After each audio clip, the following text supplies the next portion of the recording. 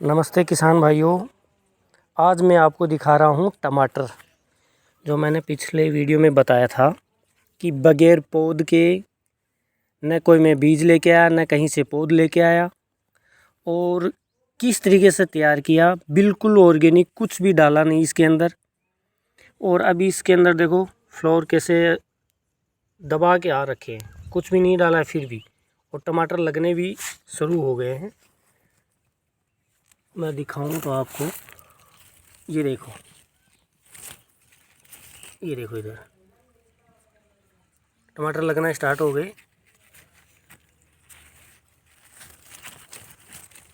ये देखो, कुछ भी नहीं है। वो मैंने किस तरीके से किया वो मैं बता दूं आपको।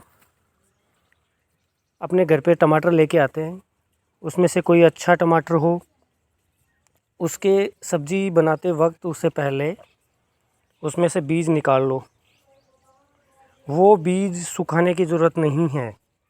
आप जहाँ कंटिन्यू एक दो दिन से पानी डलता है, वहाँ वो बीज है, वो मिट्टी में हल्की सी, उसके ऊपर मिट्टी ज़्यादा नहीं चढ़नी चाहिए, मलकल हल्का हल्का, और थोड़ा सा जैसे यूँ एकदम अंगुली से थोड़ी यूँ करके, और फिर वो बीज डाल दो, थोड़ा सा उसके ऊपर मिट्टी डाल दो, छोड़ दो।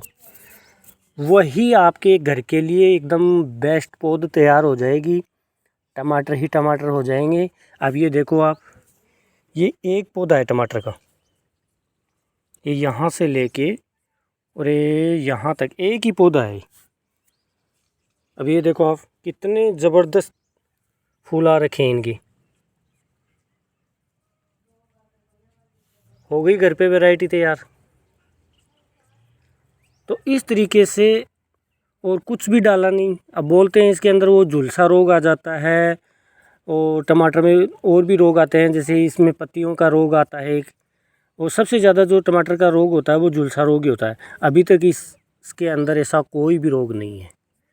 रोग कब आता है, जैसे वही चीज़ बोलते हैं ना कि जैसे जितना जो कमज़ोर होगा उसके लिए रोग उतना ही उस पर हावी होगा।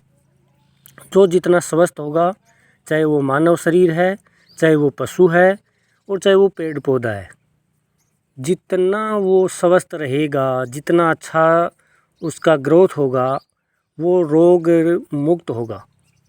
उसके रोग बहुत कम आएंगे। जैसे वही मानव शरीर होता है, उसकी इम्यूनिटी पावर अगर अच्छा होगा, स्ट्रॉन्ग होगा, तो उसके अंदर रोग बहुत कम होंगे। अगर हल्के हो भी जाते हैं बाय द वे, तो वो शरीर है वो ऑटोमेटिक उनको कंट्रोल कर लेता है। उसी तरीके से ये पेड़ पौधे भी होते हैं। अगर अच्छी इनकी ग्रोथ होगी, बढ़िया ये फुटान में होंगे, तो ये इनको छोटे मोटे अगर रोग आएंगे भी तो इनको मतलब खुद की कैपेसिटी होगी कि वो उन रोगों से लड़ पाएंगे। तो मेरा कहने का मतलब एक ही है कि घर पे तैयार करो, ऑर्गेनिक लगाओ, दवाई वगैरह का झंझट छोड़ दो अगर लॉन्ग लाइफ चाहते हो तो। अभी ये मैंने जैसे घर पे ही लगाया था। मैंने ये जैसे ये टमाटर लगा रखा है, पालक लगा रखा है थोड़ा सा, उधर मैंने जो गाजर भी लगा रखी हैं।